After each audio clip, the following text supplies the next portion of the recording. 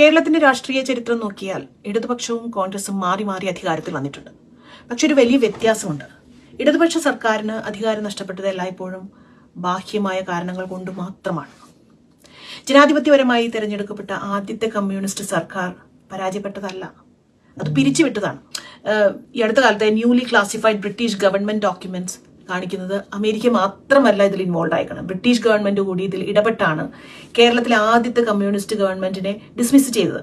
അതിനുശേഷം ഇടതു സർക്കാരുകൾക്ക് അധികാരം നഷ്ടപ്പെട്ടത് എപ്പോഴും ദേശീയ രാഷ്ട്രീയ തരംഗങ്ങൾ കൊണ്ടോ സഹതാപ വോട്ടുകളാലോ ബാഹ്യ സാഹചര്യങ്ങളാലോ ഒക്കെയാണ്. ജനങ്ങൾ ഇടതുപക്ഷ നയങ്ങളെ തള്ളിയത് കൊണ്ടേയല്ല. എന്നാൽ കോൺഗ്രസ് സർക്കാരുകൾ പുറത്തായത് എപ്പോഴും അഴിമതിയോട് ജനങ്ങൾ പൊറുതി മുട്ടിയതിലാണ്. കറപ്ഷൻ, സ്വന്തം വീട് മോശമായി കൈകാര്യം ചെയ്തതുകൊണ്ട് പുറത്താക്കപ്പെടുന്നതും പുറത്തുനിന്നുള്ള സമ്മർദ്ദം കൊണ്ട് മാറി നിൽക്കേണ്ടി വരുന്നതും തമ്മിലുള്ള വ്യത്യാസം ആണിത്. പക്ഷെ ഈ ഡിഫറൻസ് മാറ്റേഴ്സ്. ഇത് ചെറിയ വ്യത്യാസമല്ല. കോൺഗ്രസിന്റെ അഴിമതിയെ കുറിച്ച് പറയുമ്പോൾ ഞാൻ ഇപ്പോൾ പറയാൻ പോകുന്നത് പുരാതന ചരിത്രമൊന്നും അല്ല കേട്ടോ. കഴിഞ്ഞ കുറച്ചു മാസങ്ങൾക്ക് മുൻപ് നടന്ന സംഭവമാണ്. അതായത് ഈ വയനാട് ചൂരൽമല ദുരന്തത്തിന് ശേഷം 100 വീടുകൾ നിർമ്മിച്ചു നൽകാമെന്ന് വാഗ്ദാനം ചെയ്ത കോൺഗ്രസ് പണം പിരിച്ച് പോക്കറ്റിലാക്കിയത് മാത്രം. വീടുമില്ല, ഒന്നുമില്ല, വെറും പറ്റിക്കല്.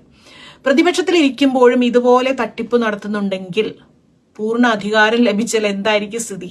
അതുകൊണ്ട് തന്നെയാണ് രാഷ്ട്രീയ വിശകലന വിദഗ്ധർ ആവർത്തിച്ചു പറയുന്നത് കേരളത്തിൽ ജനങ്ങൾ അവസാനമായി മടങ്ങുന്നത് പുരോഗമന രാഷ്ട്രീയത്തിലേക്ക് മാത്രമാണ്. അതിന്റെ കാരണം ലളിതമാണ്. ഒരു കുടുംബത്തിൽ പല അഭിപ്രായ വ്യത്യാസങ്ങൾ ഉണ്ടായേക്കാം, അല്ലെ? പക്ഷെ ഒരു ചുഴലിക്കാറ്റ് വരുമ്പോൾ, ഒരു കെടുതി വരുമ്പോൾ എല്ലാ വാദപ്രതിവാദങ്ങളും മറന്ന് എല്ലാവരും രക്ഷപ്പെടാൻ ഏറ്റവും ശക്തമായ മേൽക്കൂരയുടെ കീഴിലേക്കാണ് പോവുക.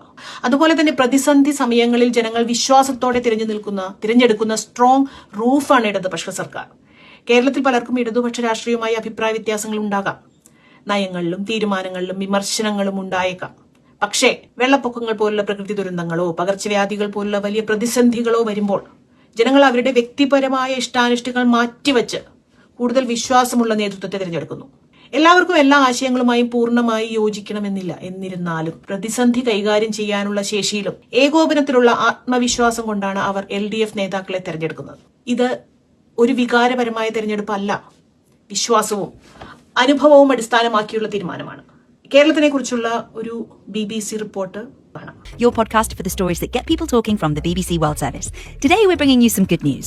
Kerala seems to have achieved what no other state in India could do. It has completely crushed extreme poverty. So in this episode, we're going to explain what extreme poverty is and what Kerala's done to try to eradicate it. Now, India has 28 different states. It's a huge country, and we're going to be zooming in on one of those in the south, Kerala. And how does it compare in Kerala with other states when we're talking about poverty levels? If you look at basic incomes and basic poverty numbers, Kerala has not been that high up even historically, because the state's socio-political structures and social-cultural structures have been very different from, let's say, these states that I mentioned from North India. This state in Kerala, they started early with land reforms, mass education. What you watched is a BBC report on Kerala's achievement in eliminating extreme poverty. When international media highlighted Kerala's progress, it was not described as luck. It was not described as charity. It was described as the outcome of structural reforms, land reforms and education reforms, a strong public distribution system, a robust public health framework. These were not cosmetic policies. They were foundational changes that reshaped society from the ground up.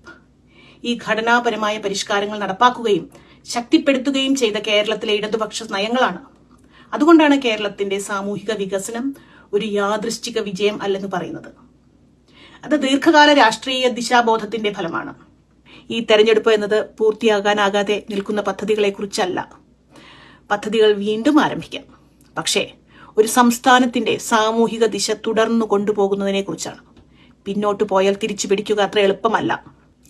നമ്മൾ മനസ്സിലാക്കേണ്ടത് കേരളം ഒരു പരീക്ഷണശാലയല്ല. കേരളം ഒരു മാതൃക കൂടിയാണ്. മാതൃകകളെ സംരക്ഷിക്കണം.